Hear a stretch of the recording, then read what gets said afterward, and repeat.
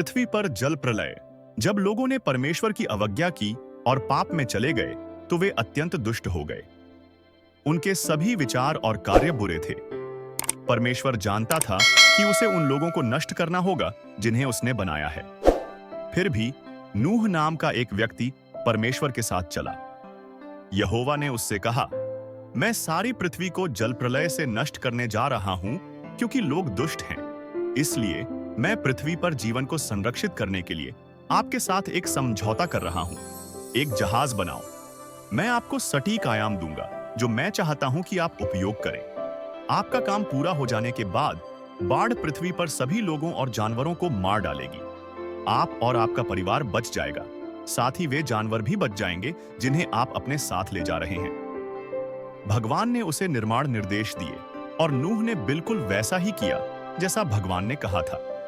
उसने और उसके 3 बेटों ने जहाज बनाया। जब यह पूरा हो गया तो परमेश्वर ने कहा, नूह, अपने परिवार के साथ जहाज में जाओ। 7 दिन के बाद जल पृथ्वी पर गिरेगा और इस जहाज में रहने वालों को छोड़कर सब मनुष्य और पशु नष्ट हो जाएंगे। इसलिए नूह और उसकी पत्नी, उसके बेटे और उनकी पत्नियां जहाज में चले गए। एक बार जब वे वहां पहुंचे तो पशु पक्षी जोड़े में नर और मादा आने लगे। वहां शुद्ध जानवरों के 7 जोड़े, पक्षियों के 7 जोड़े और बाकी सभी में से केवल 1 जोड़ा था। जब उनके पास हर प्रकार के पशु और पक्षी थे तो भगवान ने दरवाजा बंद कर दिया। 7वें दिन जो जल आकाश से ऊपर था वह पृथ्वी पर गिरने लगा। उसी समय पृथ्वी फट गई, जिससे जमीन के नीचे से पानी के फव्वारे फूटने लगे। पानी पहाड़ियों से बहकर घाटियों में भर गया। अंततः इसने संपूर्ण पृथ्वी को ढक लिया। सभी लोग और जानवर नष्ट हो गए। उन्हीं जल ने नूह के जहाज को विनाश से ऊपर उठा दिया। जब सारी पृथ्वी नष्ट हो रही थी तब जहाज में जो लोग, जानवर और पक्षी थे वे सुरक्षित थे। पानी की यह बाढ़ 40 दिनों तक चली और पूरी दुनिया को कवर कर लिया और फिर यह रुक गया। बारिश बंद होने के बाद नूह का जहाज 110 दिनों तक पानी पर तैरता रहा। ऐसी हवाएं थीं जो पृथ्वी को सुखाने के लिए इधर उधर चली। अंत में जहाज अरारत नामक पर्वत पर उतरा। नूह ने अगले 4 महीने तक इंतजार किया और फिर यह देखने के लिए खिड़की खोली कि पृथ्वी पर क्या है।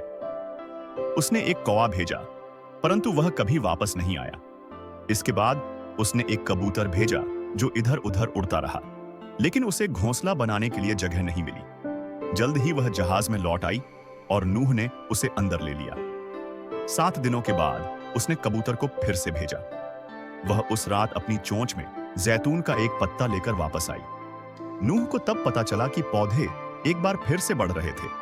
उसने 7 दिन और प्रतीक्षा की और कबूतरी को फिर भेजा। इस बार वह वापस नहीं आई।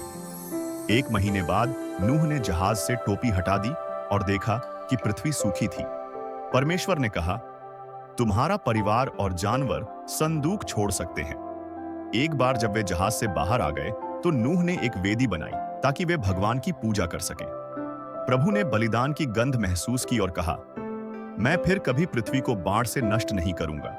वहां हमेशा रोपण और कटाई, गर्मी और सर्दी, गर्मी और सर्दी, दिन और रात होते रहेंगे। अब से जानवर तुमसे डरेंगे, फिर भी तुम उनके लिए जिम्मेदार हो।